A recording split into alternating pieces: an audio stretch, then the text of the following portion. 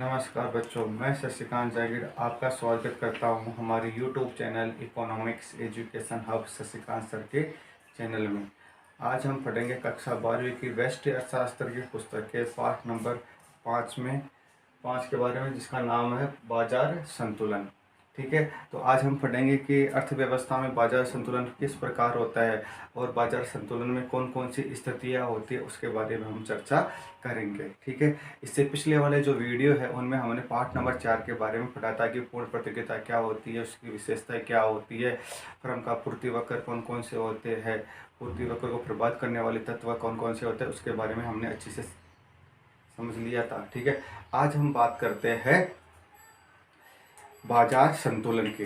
तो बाजार संतुलन के बारे में बताने से पहले मैं आपको यह बताना चाहता हूं कि साम्य क्या होता है। ध्यान देना बच्चों, साम्य या संतुलन। साम्य या संतुलन, देखो, साम्य या संतुलन वह स्थिति होती है जहां परिवर्तन नहीं होता, यानी स्थिर अवस्था होती है, वही क्या होती है, साम्य या संतुलन की स्थिति होती है। तो साम्य समझ में आ गया कि वह अवस्था जिसमें परिवर्तन नहीं होता। ठीक है, परिवर्तन नहीं होता यानी अवस्था होती है वो स्थिर अवस्था होती है। ठीक है, तो समझ में आ गया कि साम्य वह स्थिति, साम्य या संतुलन, साम्य या संतुलन वह स्थिति होती है, वह स्थिति होती है जहां परिवर्तन नहीं होता, अर्थात स्थिर अवस्था होती है। यानी कैसी अवस्था होती है, स्थिर अवस्था होती है। तो आपको बच्चों साम्य या संतुलन के बारे में पता चल गया कि साम्य या संतुलन क्या होता है, कि वह अवस्था होती है जहां परिवर्तन नहीं होता, यानी स्थिर अवस्था होती है, वो साम्य कहलाता है। अब हम बात करते हैं बाजार संतुलन की। बाजार संतुलन क्या होता है? बाजार संतुलन, देखो बच्चों, बाजार संतुलन के बारे में प्रश्न पूछा जाता है कि बाजार संतुलन क्या होता है या बाजार संतुलन के बारे में बताइए। ठीक है, तो बाजार संतुलन के बारे में बताइए कि बाजार की वह स्थिति, ध्यान देना, बाजार संतुलन क्या होता है कि बाजार संतुलन बाजार की वह स्थिति होती है जहां बाजार मांग और बाजार पूर्ति दोनों बराबर होती है। यानी बाजार मांग और बाजार पूर्ति दोनों बराबर होगी, वह स्थिति कौन सी कहलाएगी, बाजार संतुलन की स्थिति कहलाएगी। यानी बाजार संतुलन क्या होता है कि वह स्थिति, बाजार संतुलन क्या है, वह स्थिति जहां बाजार मांग और बाजार पूर्ति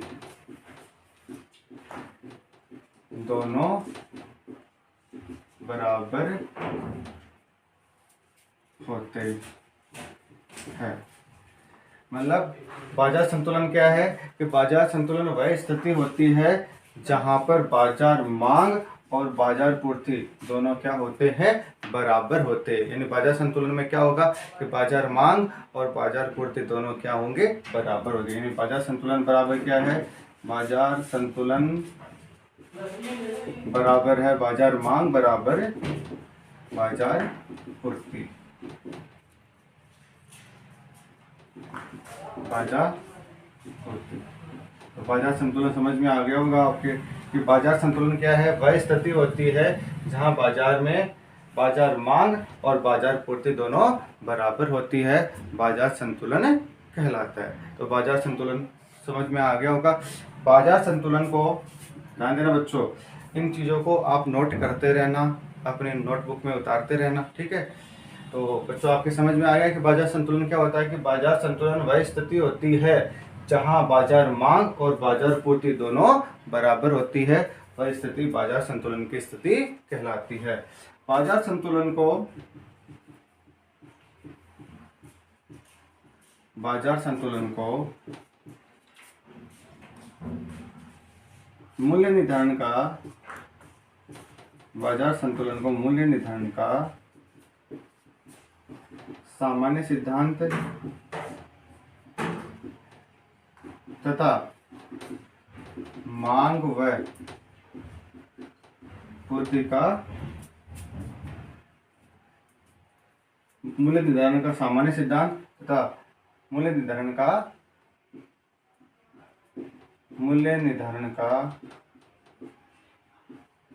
मांग पूर्ति सिद्धांत भी कहा जाता है। मांग व पूर्ति सिद्धांत भी कहा जाता है। तो बच्चों समझ में आ गया होगा कि बाजार संतुलन को किस नाम से जाना जाता है? मूल्य निर्धारण का सामान्य सिद्धांत या मूल्य निर्धारण का मांग पूर्ति सिद्धांत के नाम से भी बाजार संतुलन को जाना जाता है। तो मेरे हिसाब से बच्चों बाजार संतुलन की डेफिनेशन आपके समझ में आ गई होगी कि बाजार संतुलन वह स्थिति होती है जहाँ बाजार मांग और बाजार पूर्ति दोनों बराबर होते हैं। इन बाजार संतुलन को मूल्य निर्धारण का सामान्य सिद्धांत और मूल्य निर्धारण का मांग और पूर्ति सिद्धांत भी कहा जाता है। तो बाजार संतुलन बच्चों समझ में आ गया होगा। अब हम बात करते हैं मांग और पूर्ति में संतुलन।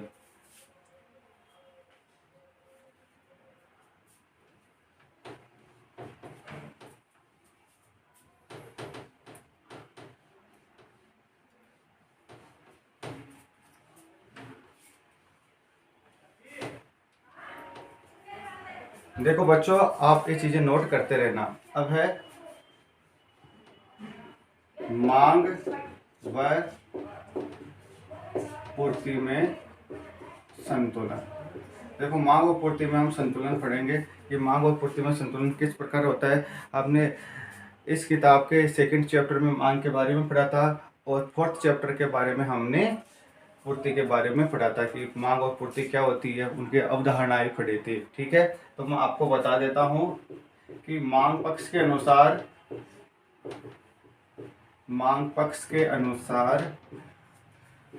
वस्तु की सीमांत उपयोगिता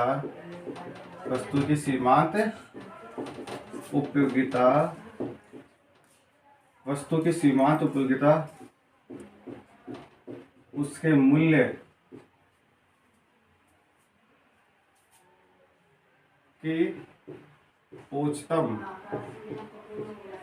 सीमा होती है। तो मांग पक्ष में क्या होती है कि वस्तु की जो सीमांत उपयोगिता होती है, ध्यान देना बच्चों, वस्तु की जो सीमांत उपयोगिता होती है वो उसके मूल्य की उच्चतम सीमा होती है। यानी P बराबर क्या होता है, ME होता है।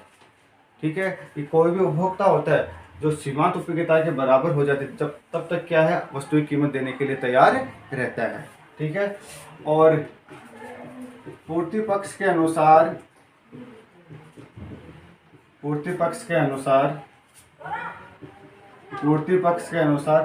वस्तु की सीमांत लागत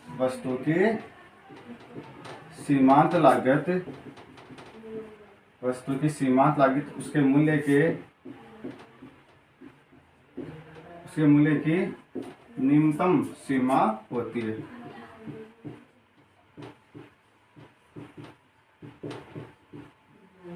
तो इस प्रकार मांग पक्ष के अनुसार तो क्या होती है, वस्तु की जो सीमांत उपयोगिता होती है वो उसके मूल्य की उच्चतम सीमा होती है, यानी P बराबर MU। ठीक है, और पूर्ति पक्ष के अनुसार क्या होती है, वस्तु की जो सीमांत लागत है वह उसके मूल्य की न्यूनतम सीमा होती है, यानी P बराबर क्या है, MC। तो संतुलन कहाँ होगा, तो संतुलन बिंदु होगा P बराबर MU बराबर MC। ठीक है, तो इस प्रकार क्या होगा, मांग और पूर्ति में संतुलन स्थापित होगा। ठीक है, तो बच्चों आपको मांग और पूर्ति में संतुलन समझ में आया होगा। ठीक है, तो ये नोट करते रहना। अब मैं आपको एक बात बताना चाहता हूँ कि कोई भी उपभोक्ता होता है ना, या कोई भी क्रेता होता है, वो किसी भी वस्तु की क्या है, कम से कम कीमत देना चाहता है। ध्यान देना बच्चों, इससे आपने भी देखा होगा, आप भी कभी मार्केट जाते हो या अन्य कोई व्यक्ति मार्केट जाता है तो वो क्या करता है, कोई भी वस्तु खरीदता है ना तो उसकी कम से कम कीमत देना चाहता है। ठीक है, जबकि एक जो विक्रेता होता है वो क्या करता है, उस वस्तु की अधिक से अधिक कीमत आपसे प्राप्त करना चाहता है। ठीक है। तो उपभोक्ता का संतुलन या वास्तविक कीमत वहां निर्धारित होती है जहां क्रेता और विक्रेता दोनों संतुष्ट होते हैं। तो समझ में आ गया होगा कि क्रेता तो क्या करता है, कम से कम कीमत देना चाहता है, और विक्रेता क्या करता है, अधिक से अधिक कीमत प्राप्त करना चाहता है। तो वास्तविक कीमत या संतुलित कीमत वहां निर्धारित होती है जहां क्रेता और विक्रेता दोनों संतुष्ट होते हैं। तो समझ में आ गया, ये चीज समझ में आ गई। अब वो चीज मैं आपको समझाता हूं, इसको नोट करते रहना।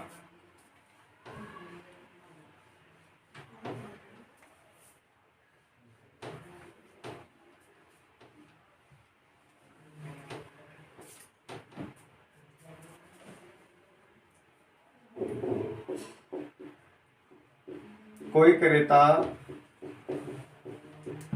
किसी वस्तु की कीमत कम से कम देना चाहता है। और कोई भी क्रेता होता है वो क्या करता है, किसी वस्तु की कीमत क्या है, कम से कम देना चाहता है। जबकि विक्रेता किसी वस्तु की कीमत अधिक से अधिक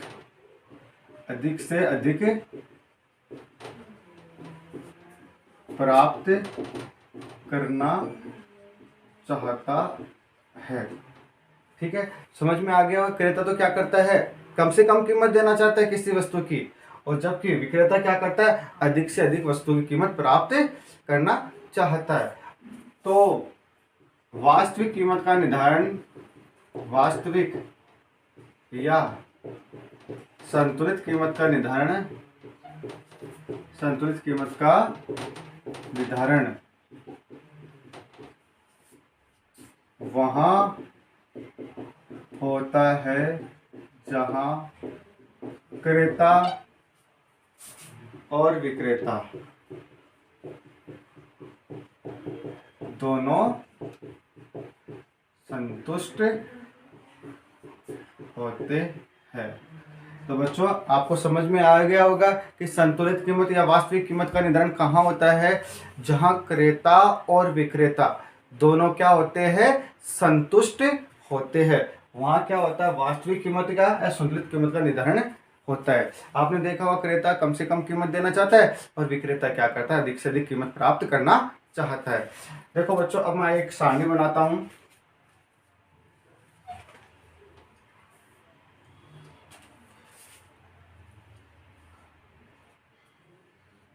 यहां है वस्तु की कीमत P वस्तु की कीमत, ठीक है। यहाँ वस्तु की मांग यानी D, यहाँ वस्तु की पूर्ति यानी P, ठीक है।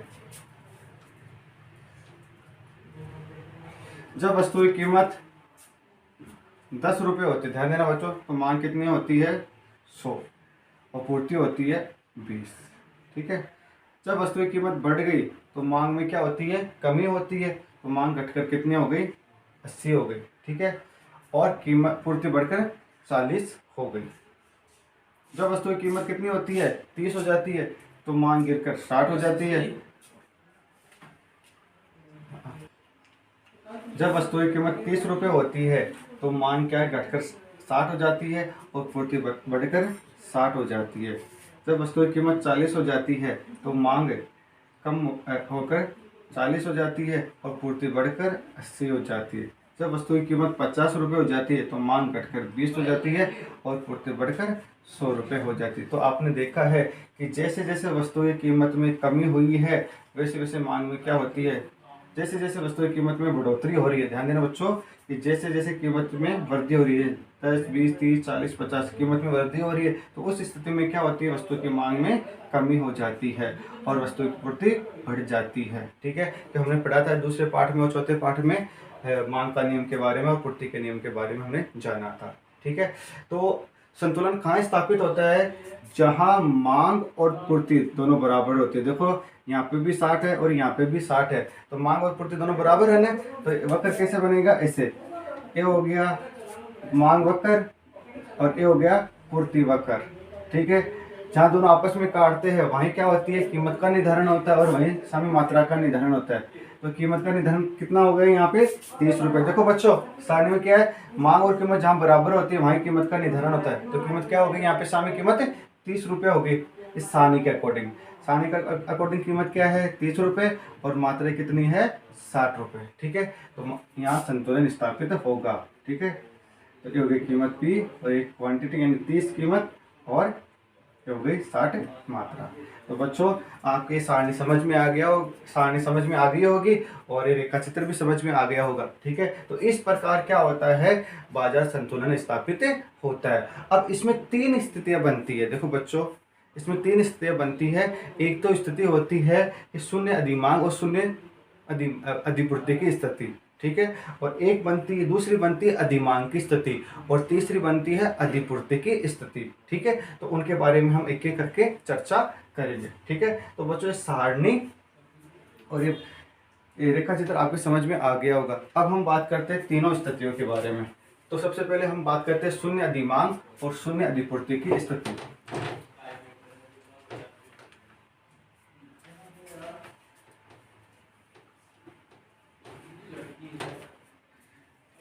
पहली स्थिति कौन सी है? शून्य अधिमांग और शून्य अधिपूर्ति की। शून्य अधिमांग और शून्य अधिपूर्ति यानी बाजार की वह स्थिति जहां किसी वस्तु पर बाजार मांग और बाजार पूर्ति दोनों बराबर होती है, वही स्थिति क्या कहलाती है? शून्य अधिमांग और शून्य अधिपूर्ति की स्थिति भी कहलाती है। ये देखो, ये प्रश्न पूछा भी गया है बोर्ड के एग्जाम में कि शून्य अधिमांग और शून्य अधिपूर्ति के बारे में बताओ। तो आप क्या लिखोगे कि वह स्थिति जहां बाजार मांग और बाजार पूर्ति दोनों बराबर होती है, तो वह शून्य अधिमांग और शून्य अधिपूर्ति की स्थिति होती है। तो समझ में आ गया, यानी रेखा चित्र में कौन सी स्थिति होगी? ई बिंदु पर क्या होगी? शून्य अधिमांग और शून्य अधिपूर्ति की स्थिति होगी। यानी यहाँ पे बाजार मांग और बाजार पूर्ति दोनों क्या है? बराबर है। तो वह स्थिति जहां बाजार में बाजार मांग और बाजार पूर्ति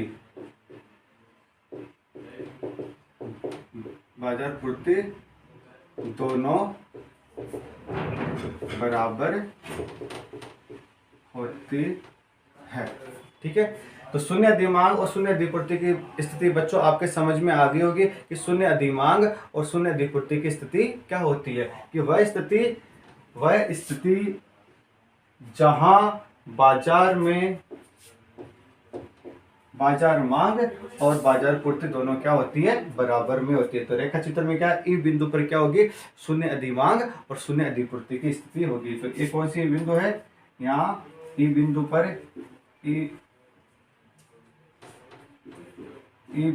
पर शून्य अधिमांग और शून्य अधिपूर्ति है। तो बच्चों समझ में आ गया होगी शून्य अधिमांग और शून्य अधिपूर्ति क्या होती है। बहुत इजी है। ठीक है, अब हम दूसरी स्थिति के बारे में चर्चा करते हैं, अधिमांग की स्थिति के बारे में। अधिमांग की स्थिति के बारे में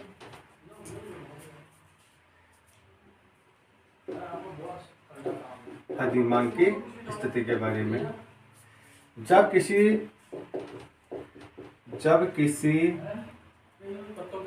किसी वस्तु की कीमत पर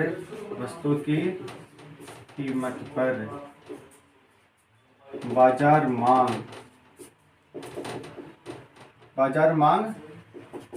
बाजार पूर्ति की तुलना में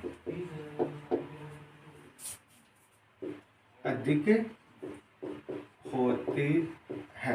तो बच्चों समझ में आ गया होगा कि यहाँ पे क्या है, बाजार मांग बाजार पूर्ति की तुलना में, बाजार मांग बाजार पूर्ति की तुलना में अधिक होती है। यानी क्या है, बाजार मांग ग्रेटर देन है बाजार पूर्ति के, यानी डी ग्रेटर देन है एस। तो बच्चों ये चीज आपको समझ में आ गई होगी कि जब किसी वस्तु की कीमत पर, कोई भी वस्तु की कीमत होती है वहां पर बाजार मांग बाजार पूर्ति की तुलना में अधिक होती है, तो वह स्थिति क्या कहलाती है, अधिमांग की स्थिति कहलाती है। तो देखो देखा चित्र में कि अधिमांग की स्थिति कहाँ होगी, अधिमांग की स्थिति होगी कीमत 10 और कीमत 20 रुपए पर। यहाँ पर क्या है, वस्तु की जो मांग है वो पूर्ति की तुलना में ज्यादा है। देखो यहाँ पूर्ति कितनी है, 10 रुपए पर 20 है, जबकि मांग कितनी है 100। तो मांग ज्यादा है ना पूर्ति की तुलना में। और 20 रुपए कीमत पर कितनी है, पूर्ति 40 है और मांग कितनी है 80। ये दोनों ही कीमत पर क्या है, अधिमांग की स्थिति है। तो रेखा चित्र में मैं आपको बता देता हूँ कि जब वस्तु की कीमत क्या होती है, संतुलित कीमत से घटकर कम हो जाती है। जैसे मान लो ये P1 हो गई, आपको समझा देता हूँ रेखा चित्र बना के अच्छे से। ये रेखा चित्र नोट करते रहना बच्चों, बहुत इंपॉर्टेंट है।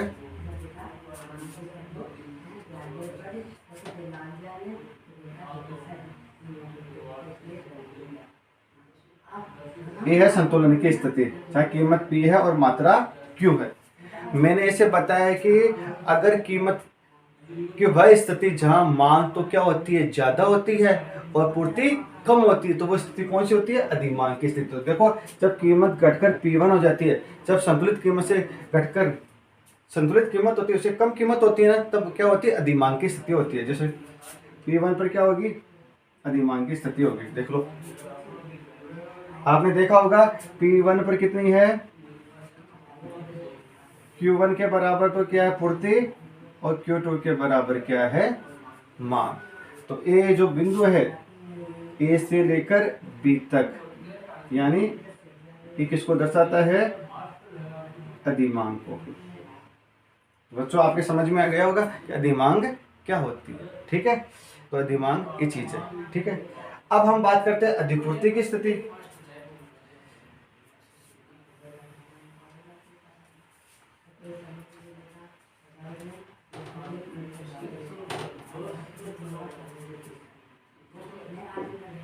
अधिपूर्ति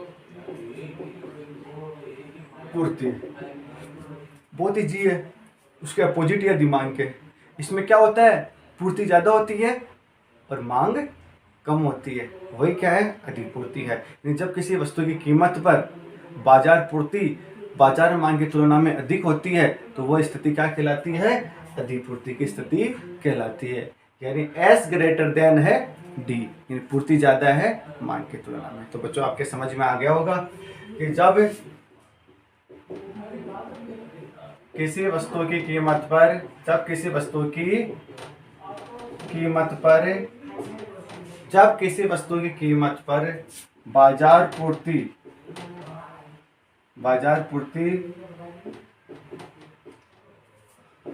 बाजार मांग की तुलना में अधिक होती है, तो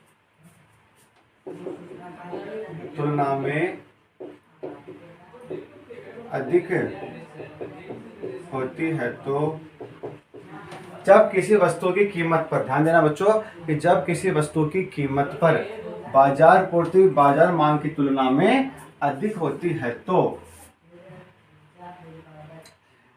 अधिपूर्ति कहलाती है। अधिपूर्ति कहलाती है।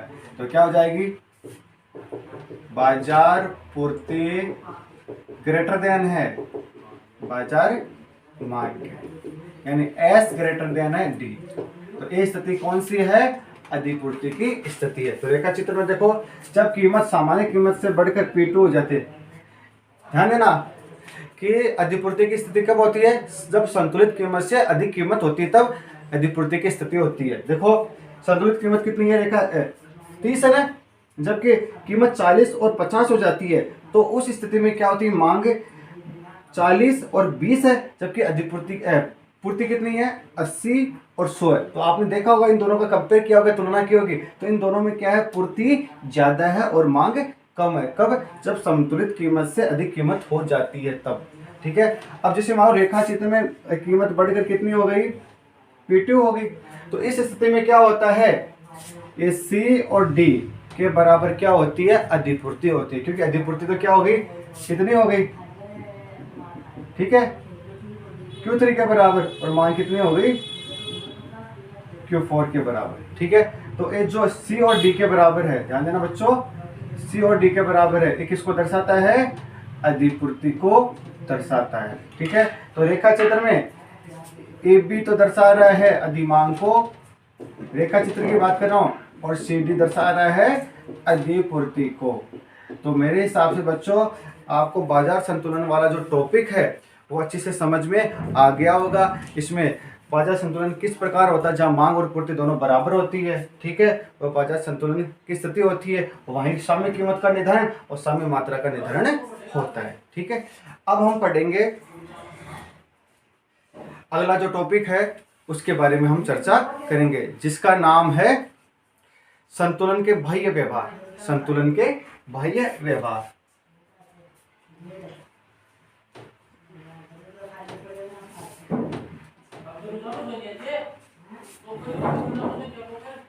संतुलन के बाह्य व्यवहार।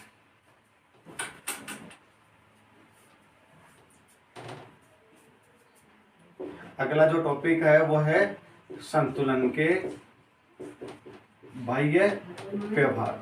देखो बाह्य व्यवहार के मतलब क्या है कि जो हमारे क्लासिकल अर्थशास्त्री थे एडम स्मिथ, जिसे अर्थशास्त्र का जनक भी कहा जाता है, उन्होंने मान्यता दी थी कि अर्थव्यवस्था में क्या होता है, एक अदृश्य हाथ होता है। ध्यान देना बच्चों, सुनना मेरी बातों को आराम से, कि अर्थव्यवस्था में क्या होता है, एक अदृश्य हाथ होता है जो क्या करता है, अर्थव्यवस्था में संतुलन स्थापित करता है।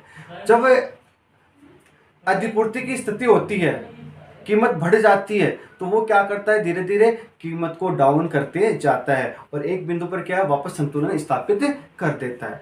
और जब अर्थव्यवस्था में अधिमांग की स्थिति होती है तो कीमत घट जाती है, तो वो क्या करता है, धीरे धीरे की कीमत में वृद्धि करता है, अदृश्य हाथ। तो यही मान्यता थी, तो वो क्या, वापस संतुलन स्थापित हो जाता है। तो यही क्या है, संतुलन के बाह्य व्यवहार है। तो देखना,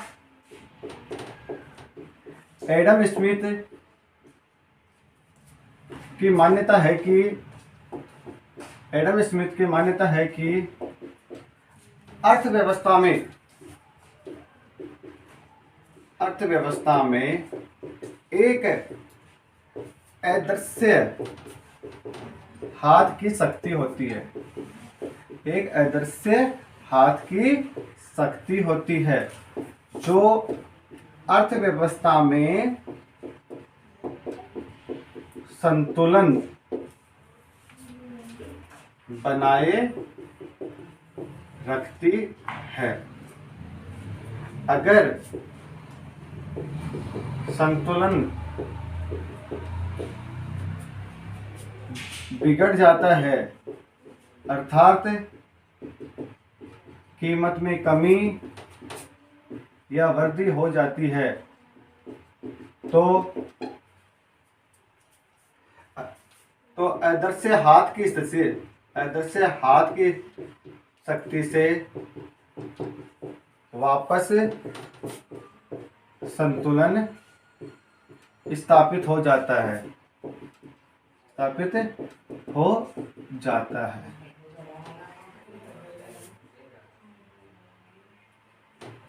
तो अदृश्य हाथ की स्थिति समझ में आ गई होगी। अगर एडम स्मिथ की मान्यता थी कि अर्थव्यवस्था में एक क्या होता है, अदृश्य हाथ की शक्ति होती है। ध्यान देना बच्चों, एक अदृश्य हाथ की शक्ति होती है जो अर्थव्यवस्था में हमेशा क्या है, संतुलन बनाए रखती है। अगर संतुलन बिगड़ जाता है, यानी अर्थात वस्तु की कीमत में कमी या वृद्धि हो जाती है, तो वापस क्या करता है, अदृश्य के हाथ की शक्ति से संतुलन स्थापित हो जाता है। यानी कीमत में वृद्धि हो गई, यानी अधिपूर्ति की स्थिति हो गई, तो वो क्या होता है, धीरे धीरे कीमत को कम करके वापस संतुलन स्थापित कर देता है। अगर कीमत में कमी हो गई, यानी अधिमांग की स्थिति हो गई, तो कीमत में धीरे धीरे वृद्धि करके मांग को बढ़ा देता है और संतुलन स्थापित हो जाता है। तो मेरे हिसाब से आज का जो वीडियो है बहुत इंपॉर्टेंट वीडियो है और बहुत ईजी है और मैंने आपको बहुत अच्छे से समझाया भी है। तो आज का जो वीडियो है उसमें हमने संतुलन के बारे में पढ़ा कि संतुलन क्या होता है, बाजार संतुलन क्या होता है, मांग और पूर्ति में संतुलन के बारे में पढ़ा, ठीक है।